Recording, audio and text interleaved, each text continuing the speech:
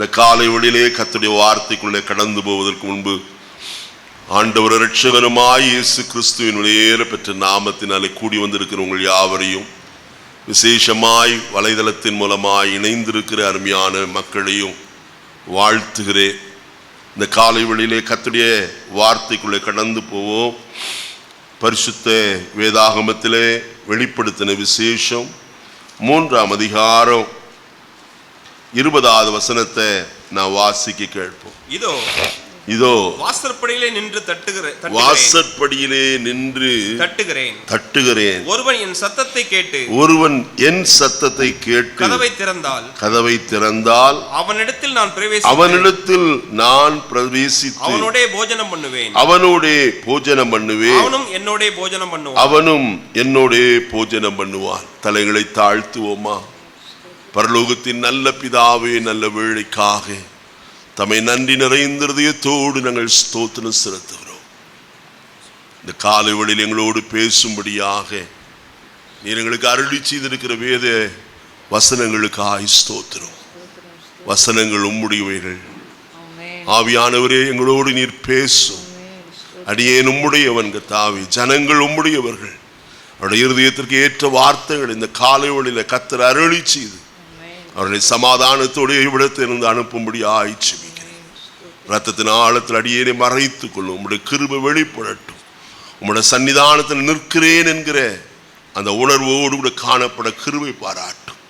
இரட்சகர் இயேசுவின் நாமத்தில் தாழ்மையோடு வேண்டுகிற நல்ல பிதாவே, ஆமென். கர்த்தருடைய பரிசுத்த நாமத்துக்கு ஸ்தோத்திரம் உண்டாவதாக.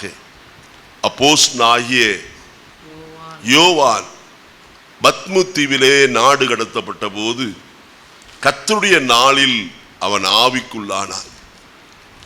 அவனுடைய ஜீவிதத்தை குறித்து சொல்லப்பட்டிருக்கிற ஒரே ஒரு வார்த்தை வெளிப்படுத்தல் 1ஆம் அதிகாரம் 2வது வசனத்தை நான் வாசிக்கும் போது, இவன் தேவனுடைய வசனத்தை குறித்தும் இயேசு கிறிஸ்துவை பற்றிய சாட்சியை குறித்தும் தான் கண்ட யாவற்றையும் சாட்சியாக அறிவித்திருக்கிறார். வசனத்தில் சொல்லப்பட்டிருக்கிறது, தேவனுடைய வசனத்தை பற்றியும் இயேசு கிறிஸ்துவை பற்றிய சாட்சியையும் குறித்து தான் கண்ட யாவற்றையும் சாட்சியாக அறிவிக்கிறான். அப்ப அவன் கண்டதை பிரஸ்தாபிக்கிறத நாம் இந்த அருமையான வசனங்களிலே நாம் வாசிக்க முடியும். வெளிப்படுத்தல் விசேஷம் முழுவதும் அப்போஸ்தலனாகிய யோவானுக்கு வெளிப்படுத்தப்பட்ட ஒரு விசேஷமாய் காணப்படுகிறது. இது திரை நீக்கப்பட்டது என்று சொல்லப்படுகிற ஒரு காரியம். இதுவரைக்கும் மறைக்கப்பட்ட செய்திகள் இப்பொழுது யோவான் அப்போஸ்தலன் மூலமா என்ன செய்யப்பட்டிருக்கிறது? வெளிப்படுத்தப்படுகிறது. அதில் ஒரு காரியத்தை தான் இந்த அருமையான காலை வேளையிலே வசனத்தை வாசித்தோம். ஆசியாவிலே இருக்கிற 7 சபைகளுக்கும் கர்த்தருடைய ஆவியானவர் அங்கே சொல்லுகிற காரியத்தை யோவான் அப்போஸ்தலன் சொல்லுகிறதை நாம் பார்க்கிறோம். இந்த 7 சபைகளையும் நாம் 2ஆம் அதிகாரத்திலிருந்து வாசிக்க முடியும். 7வது சபைதான் இந்த அருமையான லவோதிக்கேயா சபை. இந்த லவோதிக்கேயா சபையிலே கர்த்தர் எங்கே இருக்கிறார் என்று சொன்னால், வாசற்படியிலே நின்று என்ன செய்கிறார்? கதவை தட்டுகிறார். அப்படியானால் அதனுடைய அர்த்தம் என்ன? அவர் சபைக்குள்ளே இல்லை, சபைக்கு வெளியே அவர் காணப்படுகிறார் என்பதுதான் அதனுடைய அர்த்தமாய் காணப்படுகிறது. அருமையானவர்களே, கர்த்தருடைய விருப்பம் எல்லாம் என்னவென்றால், வசனத்தில் வாசிக்கிறோம். யாத்திராகமத்தின் புஸ்தகம் 25ஆம் அதிகாரம் 8வது வசனத்தில், நான் அவர்கள் நடுவில் வாசம் பண்ண எனக்கு ஒரு பரிசுத்த ஸ்தலத்தை உண்டாக்குவார்களாக. கர்த்தருடைய விருப்பம் எல்லாம் இங்கே கர்த்தருடைய வசனத்தில் சொல்லப்பட்டிருக்கிறது. நான் அவர்கள் நடுவிலே. நன்றாய் கவனிப்போம். நடுவிலே கர்த்தர் வாசம் பண்ண விரும்புகிறார். யார் நடுவிலே? தமது ஜனங்களின் நடுவிலே வாசம் பண்ண விரும்புகிறார். அதற்கு ஒரு பரிசுத்த வாசஸ்தலத்தை என்ன செய்வீர்களாக? உண்டாக்குவீர்களாக என்று சொல்லப்பட்டிருக்கிறத பார்க்கிறோம்.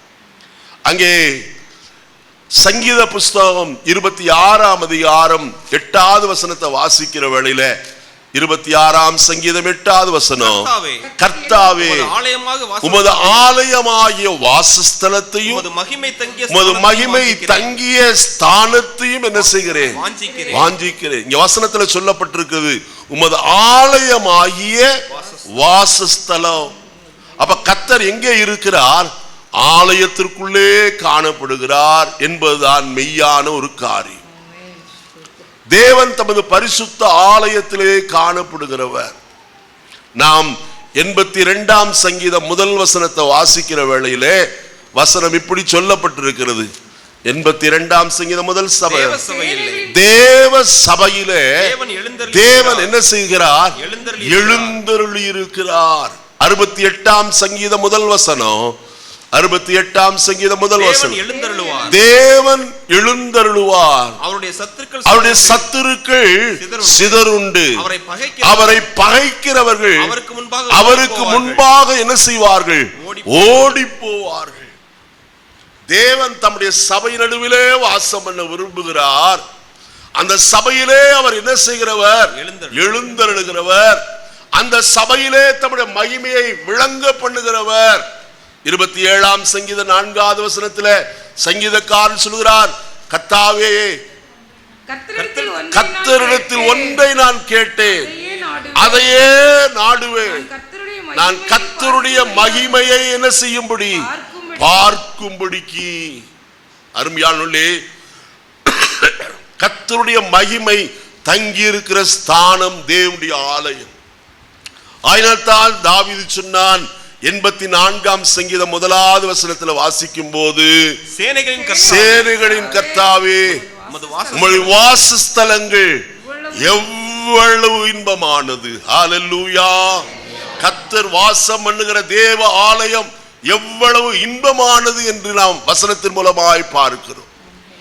அந்த ஆலயம் நன்றாய் கவனிப்போம், கூடி வருகிற தேவ ஜனங்களாலே அங்கே நிரம்பி இருக்க வேண்டும். அவர்கள் நடுவிலே என்ன செய்ய விரும்புகிறார்? வாசமாயிருக்க விரும்புகிறார். நான் வசனத்தில் வாசிக்கும் போது 2 கொரிந்தியர் 6ஆம் அதிகாரம் 17வது வசனத்திலிருந்து வாசிக்கலாம். 2 கொரிந்தியர் 6:17. ஆனபடியால் நீங்கள் அவர்கள் நடுவிலிருந்து புறப்பட்டு பிரிந்து போய் அசுத்தமானதை தொடாதிருங்கள் என்று கர்த்தர் சொல்லுகிறார். அப்பொழுது நான் உங்களை ஏற்றுக்கொண்டு உங்களுக்கு பிதாவாயிருப்பேன், நீங்கள் எனக்கு குமாரரும் குமாரத்திகளுமாய் இருப்பீர்கள் என்று சர்வ வல்லமையுள்ள கர்த்தர் சொல்லுகிறார். ஆனபடியினால் என்று எழுதப்பட்டிருக்கிறது. எதற்கு? அந்த 16வது வசனத்தை வாசிப்போம். தேவனுடைய ஆலயத்துக்கும் விக்கிரகங்களுக்கும் சம்பந்தம் ஏது? நான் அவர்களுக்குள்ளே வாசம் பண்ணி அவர்களுக்குள்ளே உலாவி அவர்கள் தேவனாயிருப்பேன், அவர்கள் என் ஜனங்களாயிருப்பால் என்று தேவன் சொன்னபடி நீங்கள் ஜீவனுள்ள தேவனுடைய ஆலயமாயிருக்கிறீர்கள். இங்கே கர்த்தருடைய வசனத்தை நன்றாய் சிரத்தையோடு கேளுங்கள். இங்கே வசனம் சொல்லுகிறது, நான் அவர்களுக்குள்ளே என்ன செய்து வாசம் பண்ணி, முதலாவது தங்கி இருக்க விரும்புகிறார். ஆயினத்தான் சகேவை பார்த்து கர்த்தர் சொன்னார், சகேவே நீ கீழே இறங்கி வா, இன்றைக்கு நான் உன் வீட்டில் என்ன செய்ய வேண்டும்? தங்க வேண்டும். எம்மாவூருக்கு போன சீஷர்களோடு இயேசு கடந்து போனார். அந்த கிராமத்திற்கு சமீபித்த போது அவர் அவர்களை விட்டு அப்புறம் போகிறவர் போல காண்பித்தார். அப்பொழுது அவர்கள் சொன்னார்கள், பொழுதும் போயிற்று, சாயங்காலமும் ஆயிற்று, நீர் எங்களுடனே கூட தங்கியிரும் என்றார்கள். அருமையானவர்களே, இன்றைக்கு நம்முடைய பவனங்களிலே கர்த்தர் தங்கி இருக்க வேண்டும்.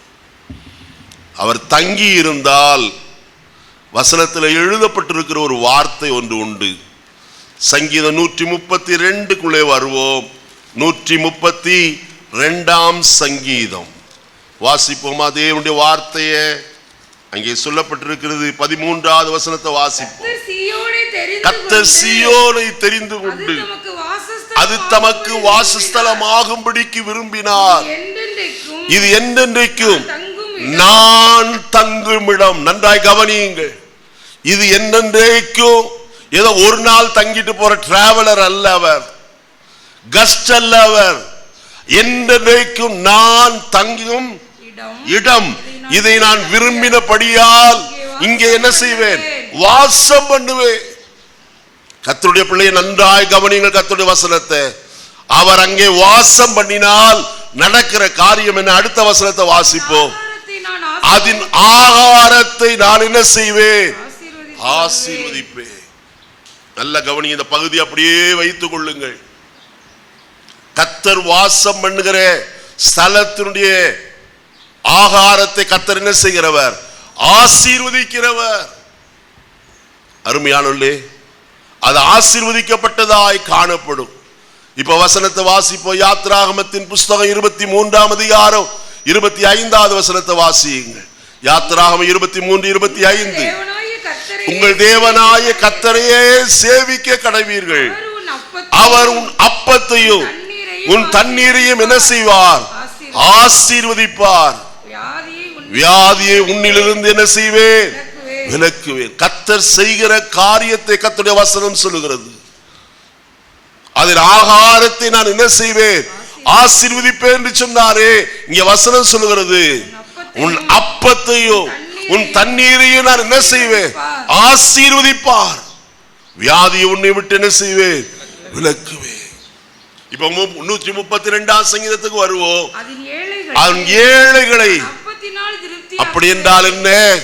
கர்த்தர் வாசம் பண்ணுகிற ஸ்தலத்தில் இருக்கிற வீடு ஒரு குறைவில்லாமல் காணப்படும். வேறு வார்த்தையில் சொல்ல வேண்டுமானால் அப்ப தாழ்ச்சி என்பது அங்கே இராது. கர்த்தர் அப்பத்தை என்ன செய்கிறவர்? ஆசீர்வதிக்கிறவர். ஒவ்வொரு நாளும் கொடுக்கிறவர். எலியா சாரிபாத்துக்கு போனான். அந்த விதவையை பார்த்து கேட்டான், நீ சுடுகிற அடையிலே முதல் அடை எங்கே? கொண்டு வா. அருமையானவர்களே, அவள் சொன்ன ஒரு வார்த்தை, ஒரு பிடி மாவும் கொஞ்சம் எண்ணெயும் அல்லாமல் வேற ஒன்றுமில்லை. நானும் என் பிள்ளையாண்டானும் அப்பத்தை சுட்டு சாப்பிட்டு என்ன செய்ய போகிறோம்? சாக போகிறதுக்கு முன்பு அதற்காகத்தான் இந்த விறகை பொறுக்கி கொண்டிருக்கிறேன். ஆனால் எலியா சொல்லுகிறார், நீ முதல் அடை இங்கே என்ன செய்? கொண்டு வா. பஞ்ச காலம் முழுவதும் நீ என்ன பண்ணுவாய்? போஷிக்கப்படுவாய். அவள் செய்தால் மாவை தன் பானையிலிருந்து எடுத்த போது மறுபடியும் மாவு அங்கே காணப்பட்டது. வசனம் சொல்லுகிறது, பஞ்ச நாட்கள் முடியும் வரைக்கும் பானையிலே மா செலவழிந்து போகவும் இல்லை, கலசத்தில் எண்ணெய் குறைந்து போகவும் இல்லை. கர்த்தர் ஆசீர்வதிக்கிறவர். கொஞ்சத்தை கொண்டும் கர்த்தராலே விருத்தியாக்க முடியும் என்றுதான் இந்த காலைவெளியில் உங்களோடு சொல்ல விரும்புகிறேன். அதன் ஏழைகளை அப்பத்தினால் என்ன செய்வேன்? திருப்தியாக்குவேன். அதன் ஆசாரியர்களுக்கு இரட்டை ரட்சிப்பை உடுத்துவேன். அதிலுள்ள பரிசுத்தவான்கள் மிகவும் கம்பீரிப்பார்கள். அங்கே தாவீதுக்காக ஒரு கொம்பை முளைக்க பண்ணுவேன். நான் அபிஷேகம் பண்ணுவித்தவனுக்காக ஒரு விளக்கை ஆயத்தம் பண்ணினேன். அவன் சத்துருக்களுக்கு வெட்கத்தை உடுத்துவிப்பேன். அவன் மீதிலோ அவன் கிரீடம் என்ன செய்யுமாம்? பூக்கும் என்று வேதம் சொல்லுகிறது. என்னை கேட்கிற கர்த்தருடைய ஜனமே, கர்த்தர் நம் நடுவில் இருப்பாரானால் எத்தனை ஆசீர்வாதம். எத்தனை பேர் விரும்புகிறோம் கர்த்தர் என் பவனத்தில் இருக்க வேண்டும், கர்த்தரின் ஆலயத்திலே காணப்பட வேண்டும். அவர் இருந்தால் அது ஆசீர்வாதம். அவர் இல்லாத ஒரு காரியம் ஆசீர்வாதமே இல்லாத ஒரு இடமாயிருக்கும். வசனத்தில் நாம் பார்க்கிறோம், நடுவில் வாசம் பண்ண கர்த்தர் என்ன செய்கிறார்? விரும்புகிறவராய் காணப்படுகிறார். பகலின் குளிர்ச்சியான வேளையிலே கர்த்தர் ஏதேன் தோட்டத்திலே ஆதாம் ஏவாளின் நடுவிலே அவர்களோடு சேர்ந்து உலாவும்படியாய் கடந்து வருகிறவர். வேதவசனம் சொல்லுகிறது, பகலின் குளிர்ச்சியான வேளையிலே தோட்டத்திலே அவருடைய சத்தத்தை அவர்கள் என்ன செய்தார்கள்? கேட்டார்கள். அவர் நடை கொள்ளுகிறதை, அவர் நடந்து போகிற அந்த சத்தத்தை அவர்கள் என்ன செய்தார்கள்? கேட்டார்கள். இன்னைக்கு நம்முடைய ஜீவிதத்தில் ஒன்றை அறிய வேண்டும், சத்தத்தை கேட்கிறவர்களாய் மட்டுமல்ல, அவரோடு சேர்ந்து நடக்கிறவர்களாய் காணப்பட வேண்டும். ஏனோக்கு என்று சொல்லப்பட்ட தேவ மனுஷனை குறித்து நாம் வசனத்தில் வாசித்திருக்கிறோம். அவன் தேவனோடு கூட என்ன செய்து கொண்டிருந்தான்? சஞ்சரித்துக் கொண்டிருந்தான்.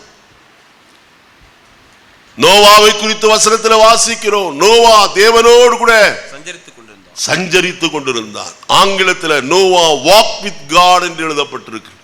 ஏனோக்கும் தேவனோடு நடந்து திரிந்தான்.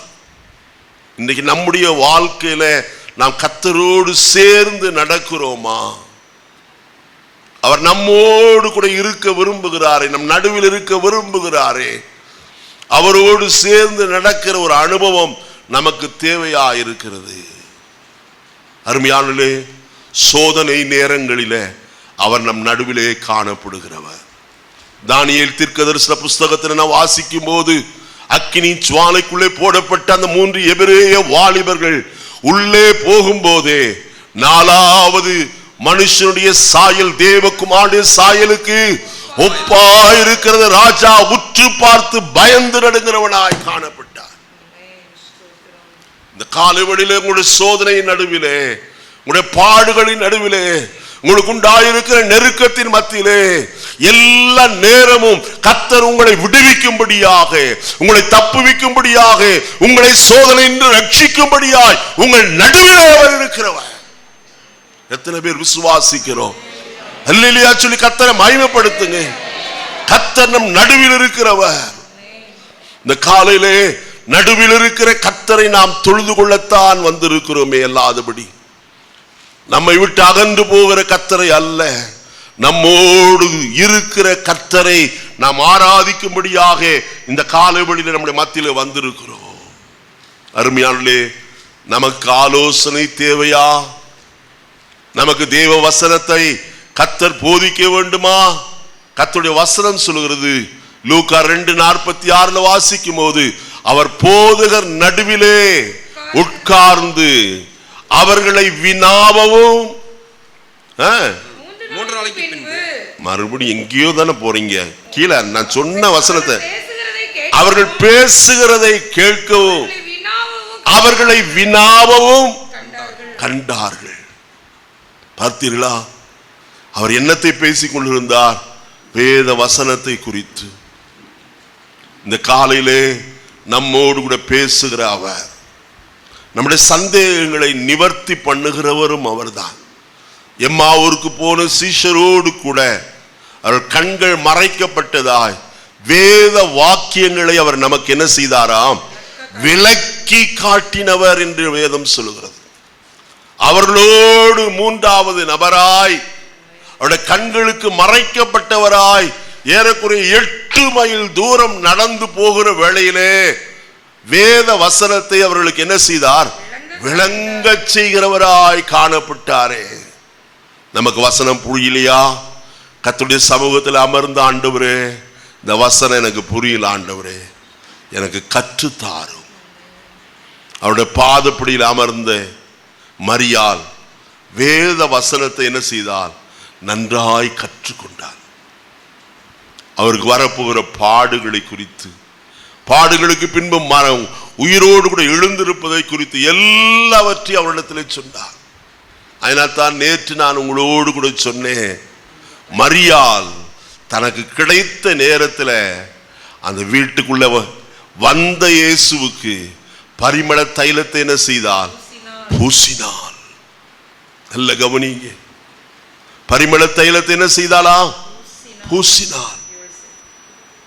அங்க யூதாஸ் காரியோத் சொன்னான், இந்த வீண் செலவு என்னத்திற்கு?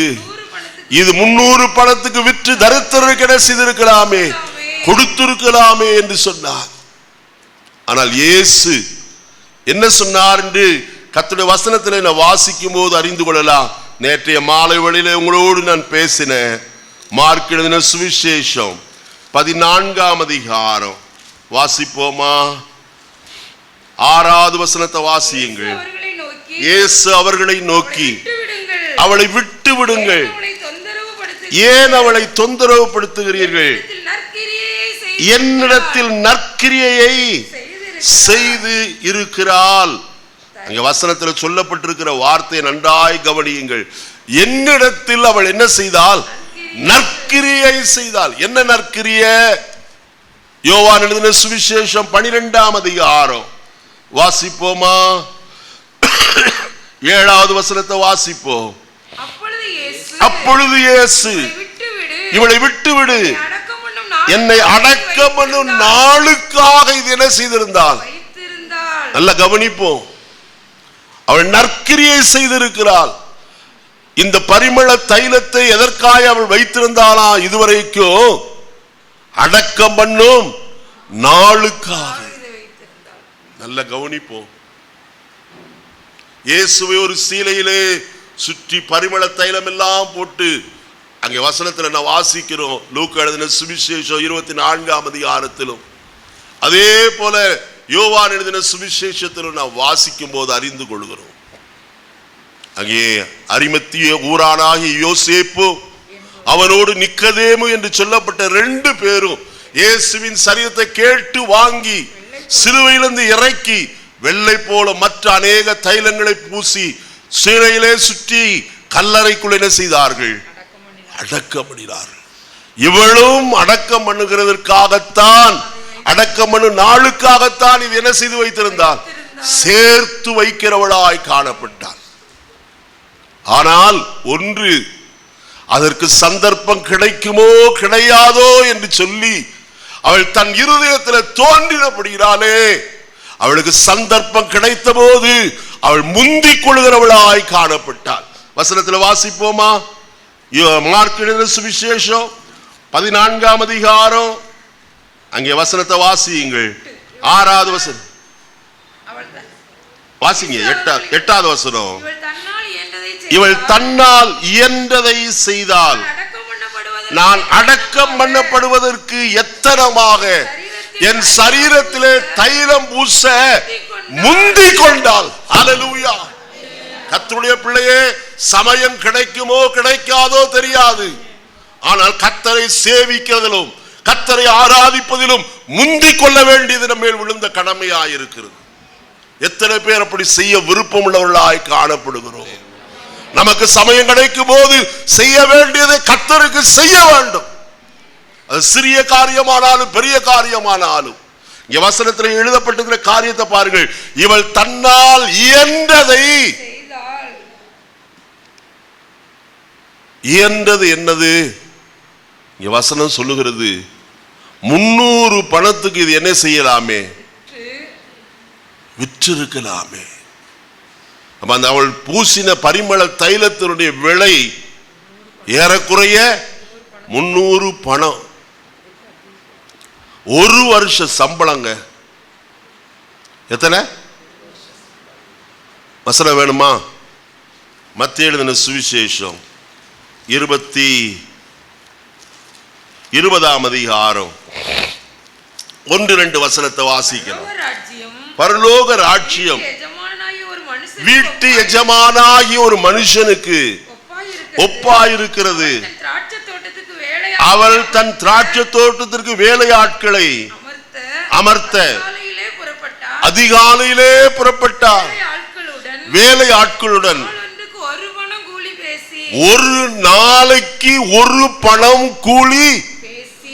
அப்ப ஒரு நாளைக்கு கூலி எவ்வளவு? அப்ப இது எத்தனை பணம்? அப்ப எத்தனை? ஏறக்குறைய 1 வருஷ சம்பளம். லீவு நாள் எல்லாம் கணக்க தள்ளி விட்டுருங்க.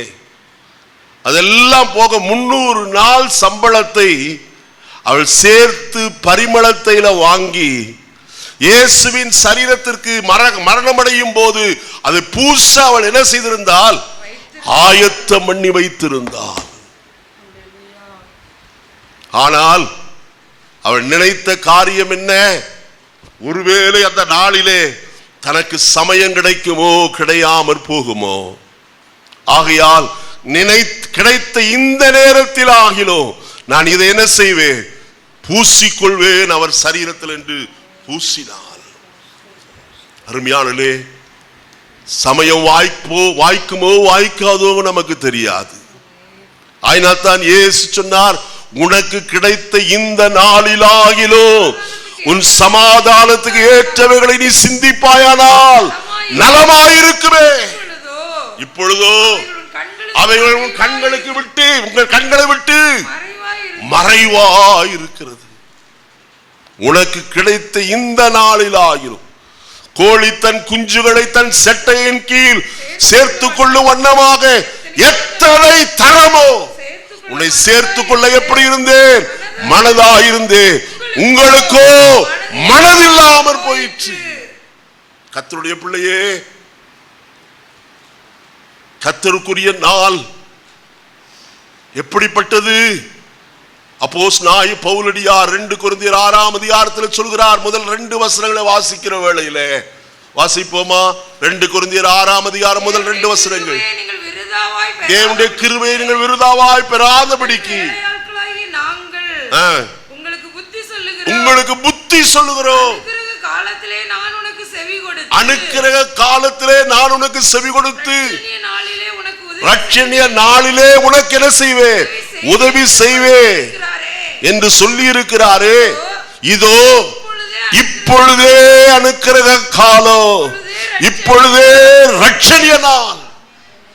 கர்த்தருடைய பிள்ளையே, இந்த காலை வேளையில் நமக்கு கிடைத்த நல்ல நாள் அது. இந்த நாளிலே நம்முடைய சமாதானத்துக்கு ஏற்றவைகளை நாம் சிந்திப்போமானால் நலமாயிருக்குமே. ஆலயத்தின் நடுவிலே உலாவுகிற கர்த்தர் இப்பொழுது ஆலயத்திற்கு வெளியே அவர் காணப்படுகிறார். வேதத்தில் வாசிக்கிறோம். யோவான் எழுதின சுவிசேஷம் 10ஆம் அதிகாரம் 23வது வசனத்தில் வாசிக்கும் போது வசனம் சொல்லுகிறது, யோவான் 10:23, அவர் தேவாலயத்தின் சாலமோன் மண்டபத்தில் உலாவிக் கொண்டிருந்தாரா. பாருங்க, அவர் எங்கெல்லாம் உலாவுகிறவர். அக்கினி சுவாலையில உலாவுகிறவர், தோட்டத்திலே உலாவுகிறவர், அங்கே சாலமோன் மண்டபமாகி தேவாலயத்திலே உலாவுகிறவர். அதே சந்தர்ப்பத்தில் உபாகமத்தின் புஸ்தகம் 23ஆம் அதிகாரம் 14வது வசனத்தை வாசிப்போம். உபாகமம் 23:14. உன் தேவனாகிய கர்த்தர் உன்னை ரட்சிக்கவும் உன் சத்துருக்களை உன் கையில் ஒப்பு கொடுக்கவும் எங்கே உலாவிக் கொண்டிருக்கிறார்? உன் பாளையத்திற்குள்ளே உலாவிக் கொண்டிருக்கிறார். ஆகையால் அவர் உன்னிடத்தில் அசுசியான காரியத்தை கண்டு உன்னை விட்டு போகாதபடிக்கு உன் பாளையம் எப்பொழுதும் எப்படி இருக்க கடவது? சுத்தமாயிருக்க கடவது. மலையாளத்தில் சொல்லப்பட்டிருக்கிறது, அது வெடிப்பாய் காணப்பட வேண்டும், பரிசுத்தம் உள்ளதாய் காணப்பட வேண்டியது அவசியம். இந்த காலையிலே ஏதோ ஆலயம் மட்டும் பரிசுத்தம் அல்ல, நம்முடைய வாழ்க்கை, நம்முடைய இருதயமும் பரிசுத்தம் உள்ளதாய் இருக்க வேண்டும். நாம் குடியிருக்கிற வீடும் எப்படி இருக்க வேண்டும்? பரிசுத்தம் உள்ளதாய் இருக்க வேண்டும். யாராயிலும் ஒரு விருந்தினர் நம்முடைய வீட்டுக்கு வருகிறார் என்று சொன்னால் அந்த வீட்டை எவ்வளவு சுத்தம் பண்ண பார்க்கிறோம். மற்ற நாள் எப்படி இருந்தாலும் பரவாயில்லை, ஆனால் வருகிறவர்கள் பார்த்து என்ன செய்யக்கூடாது? உன் வீடு இப்படி இருக்கு அப்படின்னு சொல்லக்கூடாது. நம்ம எத்தனை காரியங்களை செய்கிறோம், அதை வைக்க வேண்டிய இடத்துல வைக்கிறோமே. ஆனால் கர்த்தர் அனுதினமும் நம்மோடு கூட இருக்கிறாரே.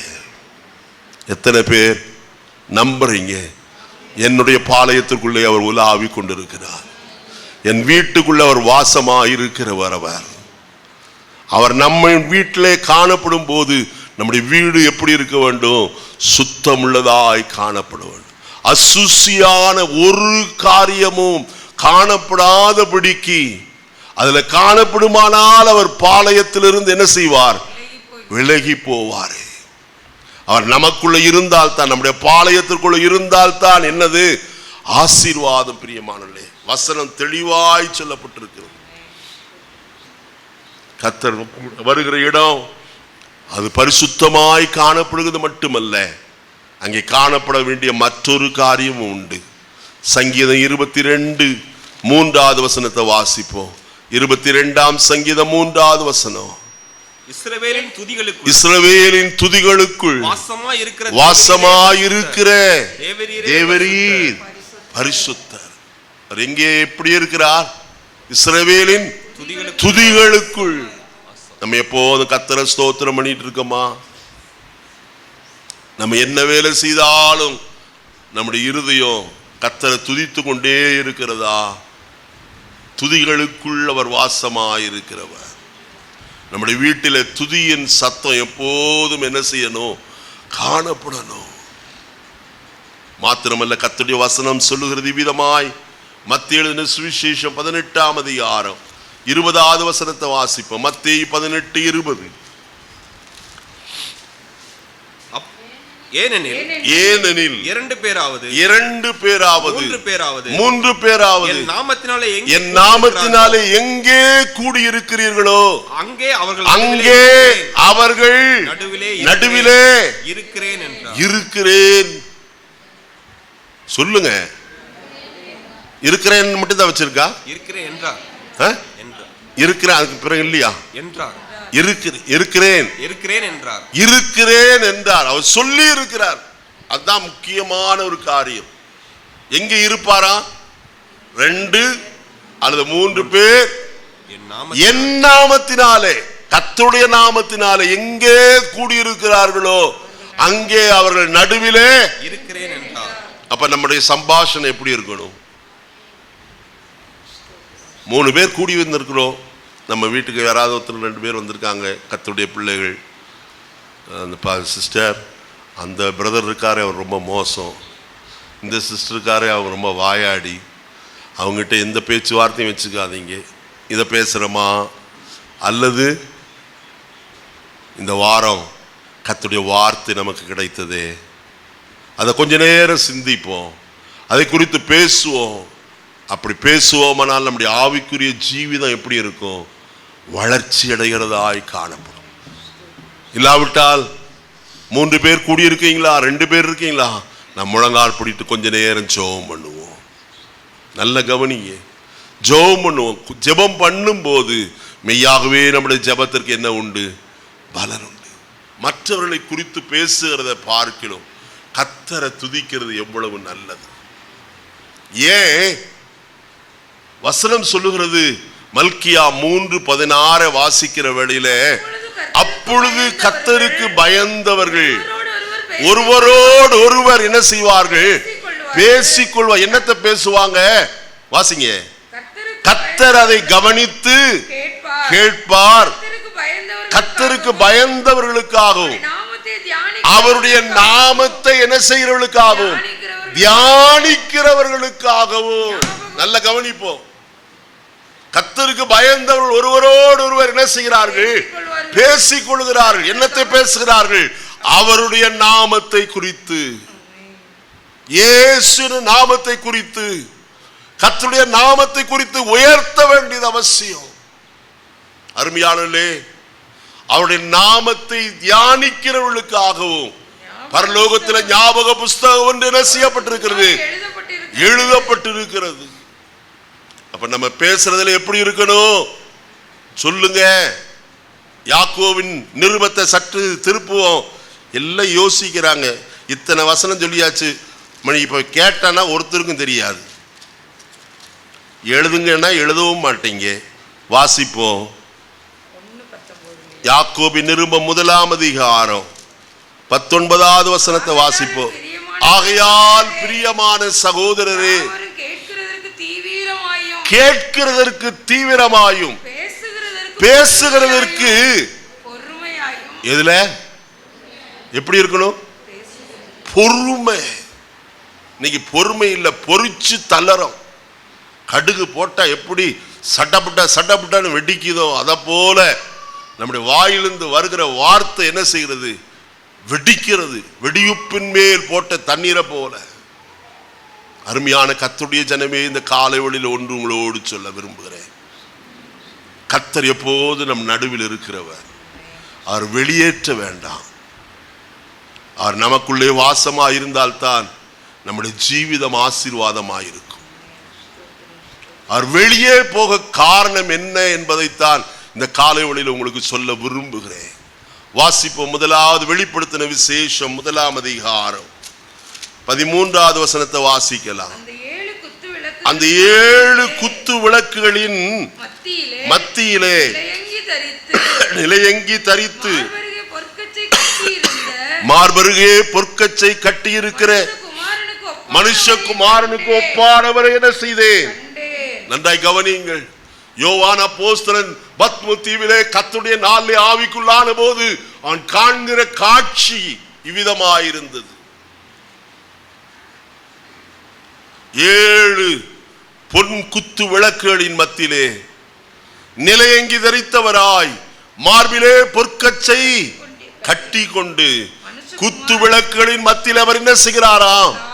மத்தியிலே அவர் காணப்படுகிறதை அவன் கண்டான். 13வது வசனம் மறுபடியும் வாசிப்போ. அந்த 7 குத்து விளக்குகளின் மத்தியிலே நிலையங்கி தரித்து மார்பருகே பொற்கச்சை கட்டியிருந்த மனுஷகுமாரனுக்கு ஒப்பானவரை என்ன செய்தேன்? அப்ப குத்து விளக்கின் மத்தியிலே அப்படின்னா போய் குத்து விளக்கு வாங்கிட்டு வந்து வீட்டில் வச்சிடலாமா? ஏன்னா அவர் வந்து உலா வருவாரே, அது அல்ல. வசனத்தை வாசிப்ப 20வது வசனம், அதுக்குரிய டெமான்ஸ்ட்ரேஷன் அங்கே சொல்லப்பட்டிருக்கிறது. விரிவுரை 20வது வசனம்.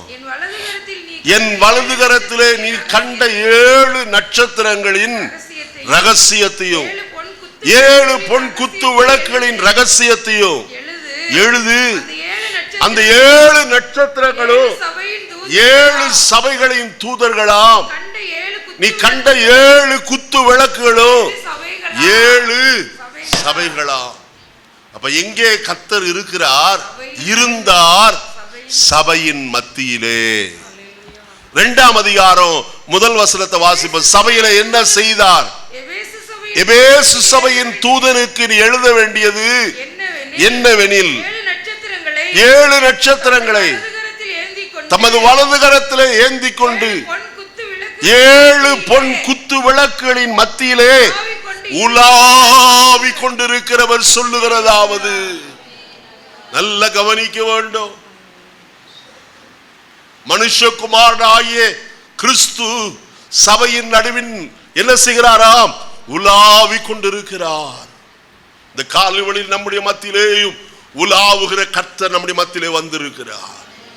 உங்களுடைய கிளேசங்களை அறிந்தவர், உங்களுடைய விசாரங்களை அறிந்தவர், உங்களுடைய துக்கங்களை அறிந்தவர், நீங்கள் படுகிற பாடுகளை அறிந்திருக்கிற கர்த்தர், நீங்கள் நெருக்கப்படுகிறதை அறிந்திருக்கிற கர்த்தர் உங்களை விசாரத்தில் வைக்கும்படியாய், உங்களுடைய நெருக்கத்திலிருந்து உங்களை விடுவிக்கும்படியாய், உங்களுடைய ஜெபங்களுக்கு பதில் வந்திருக்கிறது என்று சொல்லும்படியாய் அவர் மத்தியிலே உலாவி கொண்டிருக்கிறார். வெளியே போக காரணம் என்ன? நான் 5 காரணத்தை இந்த காலையில சொல்லலாம் என்று சொல்லி நான் ஆலோசித்து வந்தேன். ஆனால் 5ஐயும் இந்த காலையில் நான் சொல்ல முடியாது. காரணம் நேரம் இல்லை, முடிக்க வேண்டும். அதில் சில காரியத்தை மட்டும் 1-2 காரியத்தை மட்டும் நான் சொல்லி நிறைவு செய்ய விரும்புகிறேன். இந்த காலையில் கேட்ட வசனத்தை இருதயத்தின் ஆழத்தில் வைத்து சிந்தித்துக் கொள்ளுங்கள். மரியாளோ அந்த வார்த்தைகள் எல்லாவற்றையும் தன் மனதிலே வைத்து என்ன செய்தார்? சிந்தித்து கொண்டிருந்தார். இந்த 6 நாட்களும் சிந்திப்பதற்கு தான் இத்தனை வசனங்களும் நமக்கு கொடுக்கப்பட்டிருக்கிறது. சிந்தனை செய்வோமானால் நம்முடைய ஜீவிதம் ஆசீர்வதிக்கப்படும். முதலாவது காரியம் என்ன? வாசிப்போம். வெளிப்படுத்தின விசேஷம் 2ஆம் அதிகாரம் 4வது வசனத்தை வாசிப்போம். ஆனாலும் நீ ஆதியில் கொண்டிருந்த அன்பை விட்டாய் என்று உன் பேரில் எனக்கு என்ன உண்டு? எத்தனையோ தடவை கேட்டிருக்கிறோம் நம்ம இந்த வசனத்தை. இந்த காலையிலேயே மறுபடியும் கர்த்தர் நம்மோடு கூட பேசுகிறார். ஒன்றை நன்றாய் கவனியுங்கள். அடிக்கடி கடிந்து கொள்ளப்பட்டோம். தன் பிடரியை கடினப்படுத்துகிறவன். அதற்கு மேல நீங்களே சொல்லிக்கிங்க டேஷ், அதை பூர்த்தி செய்து கொள்ளுங்க. நீங்க வசனம் சொல்லுகிறது, ஆதியில் நீ கொண்டிருந்த அன்பை நீ விட்டாய். You have lost the first love. முதலாவது நீ கர்த்தரிடத்தில் அன்பு கூர்ந்தாயே, அந்த அன்பை இப்பொழுது என்ன செய்தாய்? இழந்தாய். என்ன செய்து கொண்டிருந்தாய்? வசனத்தை வாசிங்க. 2வது வசனத்திலிருந்து, உன் கிரியைகளையும் உன் பிரயாசத்தையும் உன் பொறுமையையும் நீ பொல்லாதவர்களை சகிக்க கூடாமல் இருக்கிறதையும், அப்போஸ்தலர் அல்லாதவர்கள் அப்போஸ்தலர் என்று சொல்லுகிறதை நீ சோதித்து அவர்களை பொய்யர் என்று கண்டறிந்ததையும், நீ சகித்து கொண்டிருக்கிறதையும் பொறுமையாயிருக்கிறதையும், என் நாமத்தின் நிமித்தம் இளையப்படையாமல் பிரயாசப்பட்டதையும், இது எல்லாம் அறிந்திருக்கிறேன். ஆனால் நீ வசனம் சொல்லுகிறது, இது எல்லாம் நல்ல குணாதிசயம் உங்கள்கிட்ட இருக்கு. ஆனாலும் அந்த வார்த்தை தொக்கி இருக்குங்க. ஆனாலும் என்றால் என்ன? ஏதோ ஒரு காரியத்தை கர்த்தர் சொல்ல இருக்கிறார் என்பதுதான் அர்த்தம். அது என்னது? நீ ஆதியில் கொண்டிருந்த அன்பை விட்டுவிட்டாய். You have lost the first love. அன்றைக்கு கர்த்தரிடத்தில் எவ்வளவு நேரம் ஜெபம் பண்ணோம். அன்றைக்கு கர்த்தரிடத்தில் எத்தனை பொருத்தனைகள் செய்திருந்தோம். அன்றைக்கு கர்த்தரை நோக்கி, ஆண்டவரே இத்தனை நேரம் உமக்காய் செலவிடுவேன் என்று சொன்ன நேரங்கள் எவ்வளவு.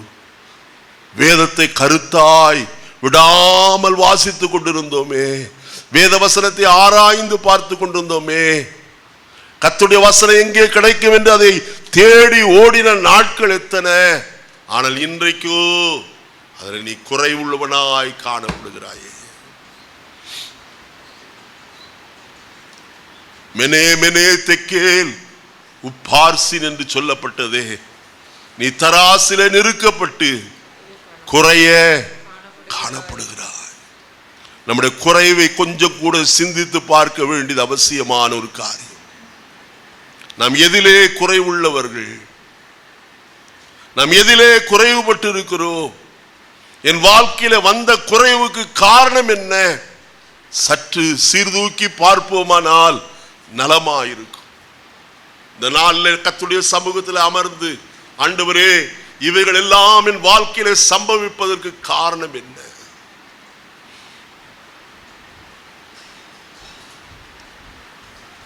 கர்த்தர் எவனிடத்தில் அன்பு கூறுகிறாரோ அவனை அவர் என்ன செய்து சிட்சித்து தாம் சேர்த்துக்கொள்ளுகிற எந்த மகனையும் அவர் தண்டிக்கிறார் என்று பிள்ளைகளுக்கு புத்தி சொல்லுகிறது போல நான் உங்களுக்கு என்ன செய்கிறேன்.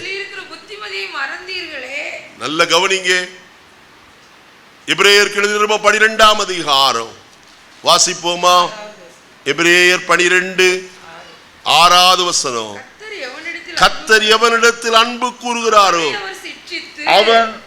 அவனை சிட்சித்து தாம் சேர்த்துக் கொள்ளுகிற எந்த மகனையும் தண்டிக்கிறார் என்று பிள்ளைகளுக்கு சொல்லுகிறது போல உங்களுக்கு சொல்லுகிற புத்திமதியை பார்த்தீங்களா? என்னத்தை மறந்தீங்க? புத்திமதியை மறந்தீர்களே.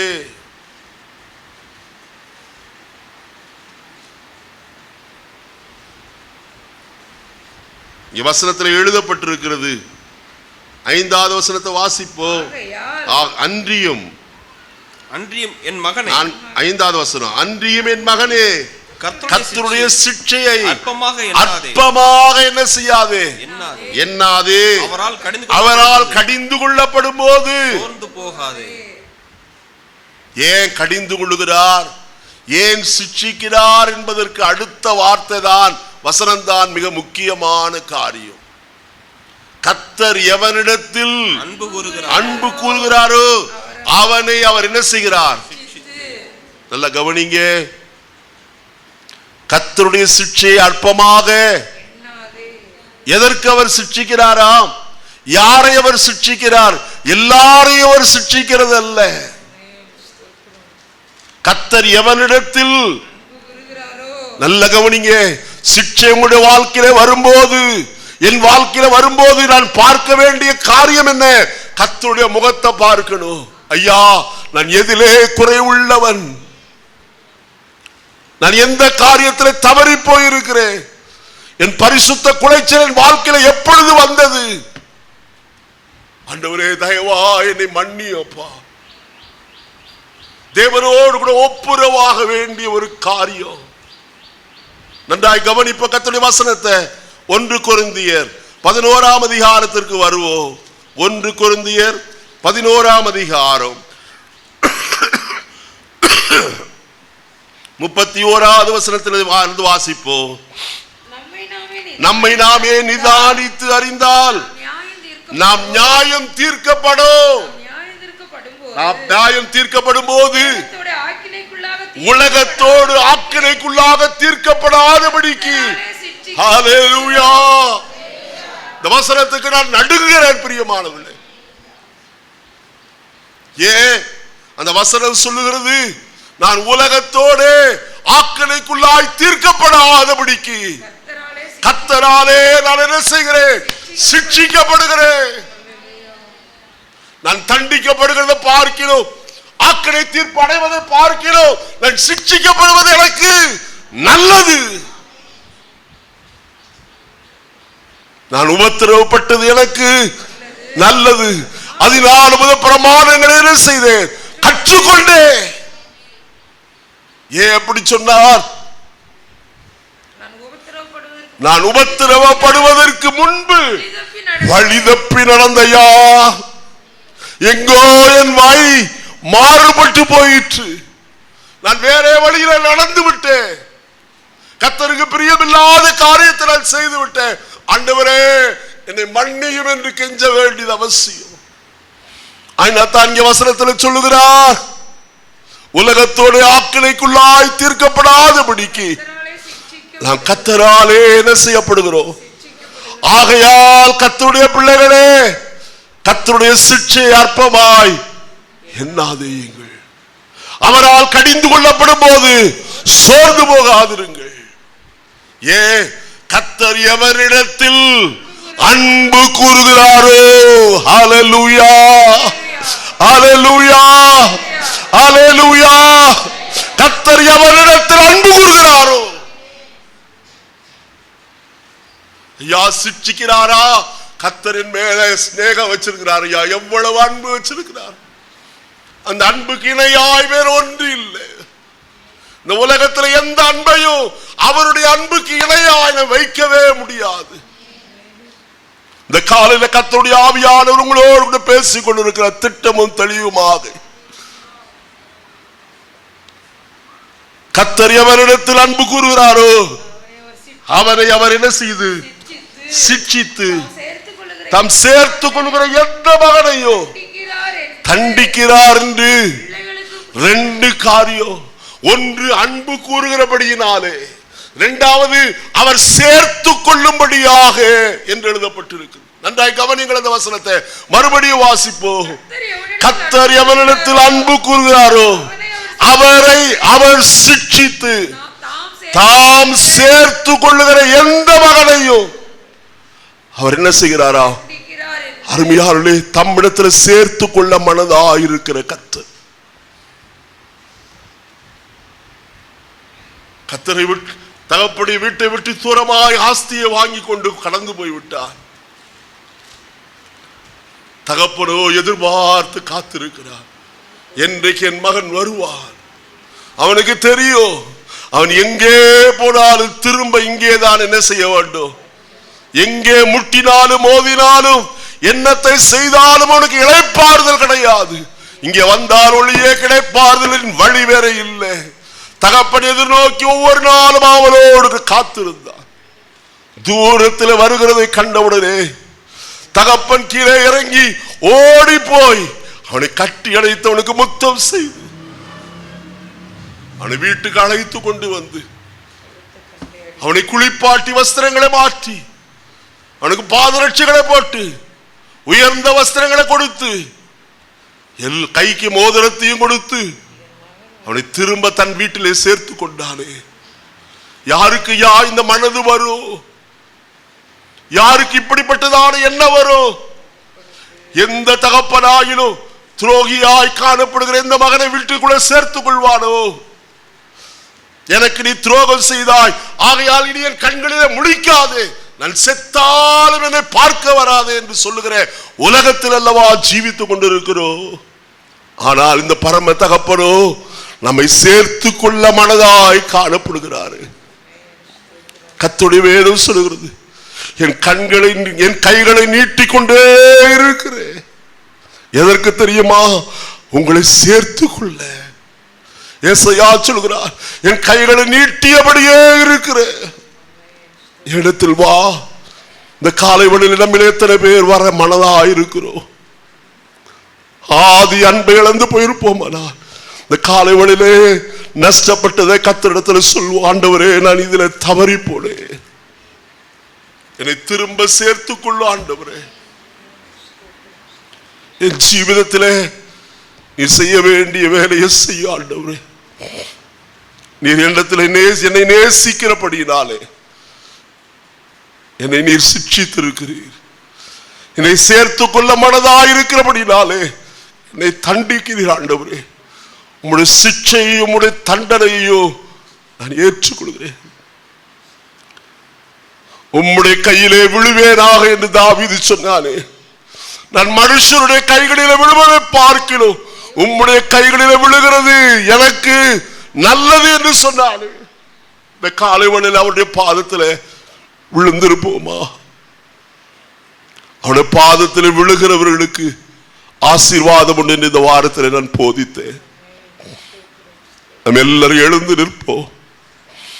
இந்த காலையிலே கர்த்தருடைய ஆவியானவர் உங்களோடு திட்டவட்டமாய் பேசியிருக்கிறார்.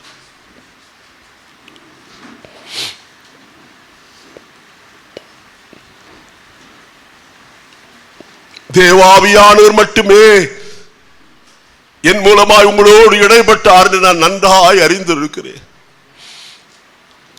நேற்று தினத்தில் நான் பட்ட பாடு கர்த்தர் ஒருவருக்கு தான் தெரியும், என் குடும்பத்தார் அறிவார்கள். அவ்வளவு பாடு என் சரீரத்தில். இன்றைக்கு கர்த்தர் சுகத்தோடு கூட முன்பாக என்னை வைத்திருக்கிறார். கர்த்தரிடத்தில் நான் கேட்ட காரியம் ராத்திரி காலத்தில், ஆண்டவரே உமக்கு பிரியமில்லாத ஏதாவது என்னிடத்தில் உண்டா, என்னை அதிலிருந்து நீக்கி விடு ஆண்டவரே, என்னை பரிசுத்தப்படுத்தப்பா. நாளை தினத்திலே உம்முடைய பலிபீடத்தில் நின்று நான் ஊழியம் செய்ய வேண்டும். நான் இப்படிப்பட்ட பலவீனத்தோடு உமக்கு ஊழியம் செய்ய என்னாலே இயலாத ஆண்டவரே. ஜனங்கள் என்னை பார்த்து என்ன சொல்லுவார்கள்? உம்முடைய நாமத்திற்கு இழுக்கு வருமே, நீர் மகா பயங்கரமானவர் ஆயிற்று, என் சரீரத்தில் ஏதாகிற ஒன்று செய்யும் ஆண்டவரே என்று ராத்திரி கதறினேன். காலையில் இத்தனை நேரம் உங்களோடு கர்த்தர் பேசுவதற்கு எனக்கு கிருபை தந்தார். நான் எழுதி கொண்டு வந்த வசனங்களே அல்ல, தேவாவியானவர் ஞாபகம் முட்டின வசனங்கள் உங்களோடு நான் பேசி இருக்கிறேன். கர்த்தருடைய மக்களே, திரும்புவோமா? கர்த்தர் அன்றைக்கு ஒருவேளை தூரமாய் நீங்கள் காணப்பட்டால் இந்த காலையில் உங்களை கர்த்தர் அன்றைக்கு சேர்த்துக் கொள்ள கர்த்தர் விருப்பமாயிருக்கிறாரு. கர்த்தருடைய சிட்சை அற்பமாய் நினைக்க ஐயா வேண்டாம் ஐயா. எல்லாருக்கும் கிடைக்கும் சிட்சை நமக்கு கிடையாது இருந்தா நீங்கள் பிள்ளைகளாயிராமல் பயங்கரமாயிருக்கிறது. ஆகையால் இந்த காலை வேளையில அவரிடத்திற்கு திரும்புவோம். அவர் நம்மை சேர்த்து கொள்ள மனதாயிருக்கிறார். அவரிடத்தில் கடந்து வந்த நிச்சயம் ஒரு விடுதலை உண்டு பிரியமானவர்களே, ஒரு ஆசீர்வாதம் உண்டு. நிச்சயமாய் உடைய கண்ணீரை காண்கிற கர்த்தர் கண்ணீரை துடைக்கிறவராயிருப்பார். உங்களுடைய வேதனைகளை அறிந்திருக்கிற கர்த்தர் உங்களுடைய வேதனைகளை மாற்றுவார். இன்றைக்கு கர்த்தரிடத்தில் சொல்லுங்க, ஆண்டவரே என்னை குறித்து நானே மேட்டிமையா நினைக்கிற எண்ணங்களை சிறைப்படுத்த எனக்கு உதவி செய்யும் ஆண்டவரே. என்னிலே இருக்கிற எந்த மேட்டிமையும் வேண்டாம் ஆண்டவரே. என்னை குறித்து நானே சொல்லுகிற மேட்டிமை என்னிடத்துல வேண்டாம்ப்பா.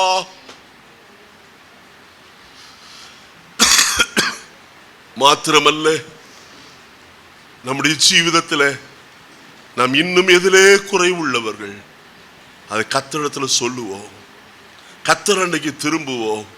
நிச்சயமாய் தேவன் நமக்கு உதவி செய்ய வல்லவர். நம்மை திரும்ப எடுப்பித்து கட்டுவதற்கு அவர் போதுமானவராக இருக்கிறார். இஸ்ரவேல் ஜனங்கள் எத்தனையோ தரம் கர்த்தரை விட்டு தூரமாய் போயிருந்தாலும் நெகேமியாவிலே அருமையான ஒரு வசனம் ஒன்று உண்டு. அவர்கள் எத்தனை தரமோ கர்த்தரை விட்டு விலகி போனாலும் அவரோ அவர்களை கைவிடவே இல்லை.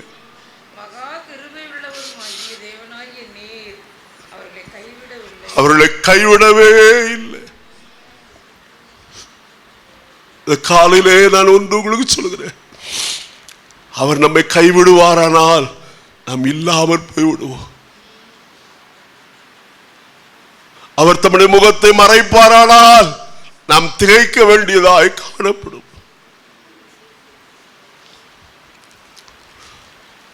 ஆகையால் இந்த காலையிலே அவர் அன்றைக்கு திரும்புவோம். ஆதி அன்பை புதுப்பித்துக் கொள்வோம்.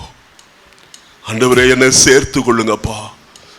உம்முடைய அன்பு, நீர் என் மேல் அன்பாயிருக்கிறத மற்றவர்கள் காண வேண்டும் ஆண்டவரே. இந்த வசனத்தோடு நான் முடிக்கிறேன். நீர் என் மேல் அன்பாயிருக்கிறத மற்ற ஜனங்கள் காண வேண்டும். இந்த வசனத்தை வாசிப்போமா? வெளிப்படுத்தின விசேஷம் 3ஆம் அதிகாரத்துல 9வது வசனம். அந்த குறிப்பிட்ட பகுதியை மட்டும் வாசிப்போம். அவர்கள் உங்கள் பாதங்களுக்கு முன்பாக வந்து விழுந்து பணிந்து நான் உன்மேல் அன்பாயிருக்கிறதை தெரிந்து கொள்ளும்படிக்கு அறிந்து கொள்ளும்படிக்கு செய்வேன். இந்த வசனத்தை பிடித்துக் கொள்ளுங்க. கர்த்தரிடத்துல சொல்லுங்க, நீர் என் மேல் அன்பாயிருக்கிறத மற்றவர்கள் அறிந்து கொள்ளும்படிக்கு செய்யும் ஆண்டவரே. கர்த்தர் உங்களை சாட்சியாய் மாற்றுவார். கர்த்தரால் அன்பு கூறப்பட்ட ஜனங்கள் எப்படிப்பட்டவர்களா இருப்பாள் என்று கர்த்தருடைய வேதம் சொல்வதற்கெல்லாம் நான் இப்ப போக விரும்பவில்லை. அவர் அன்பு கூர்ந்தால் நம்மை மேன்மையாய் உயர்த்துவார் ஐயா. அவர் 1000 தலைமுறை மட்டும் இரக்கம் செய்கிறவராயிருப்பார். நம்மை கைவிடவே மாட்டார். ஜெபிப்போமா? பரலோகத்தின் நல்ல பிதாவே, நல்ல வேளைக்காக ஸ்தோத்திரம். இந்த காலை வழியில எளியவனாய அடியமை கொண்டு உம்முடைய பிள்ளைகளுக்கு ஏற்ற வார்த்தைகள் இந்த காலையிலே நீர் அறிவித்தபடினாலுமே ஸ்தோத்திரிக்கிறோம். வசனங்களும் முடியதையா, அடியான் சொல்ல வேண்டிய வார்த்தைகளை சொல்லி இருக்கிறேன். உம்முடைய பிள்ளைகளோடு நீர் தொடர்ந்து பேசுங்கப்பா. உம்மண்டைக்கு திரும்பத்தக்கதா எனக்கு உதவி செய்யுங்கப்பா. இந்த வசனங்கள் ஆவியாயும் ஜீவனாயும் இருக்கிறபடினாலே நீர் எதற்காக இந்த காலை வேளையில் இந்த வார்த்தைகளை பேசினீரோ அவைகள் தொடர்ந்து கிரியை செய்யட்டும். உடைய மக்களை திரும்ப உடைய பக்கம் இழுத்துக் கொள்ளும். நீர் அவர்கள் மேல் அன்பாயிருக்கிறத மற்றவர்கள் காண உதவி செய்யும். உடைய மேன்மையானவரே ஆயத்தப்படுத்தும். மீட்பர் இயேசுவின் நாமத்தில் பிதாவே.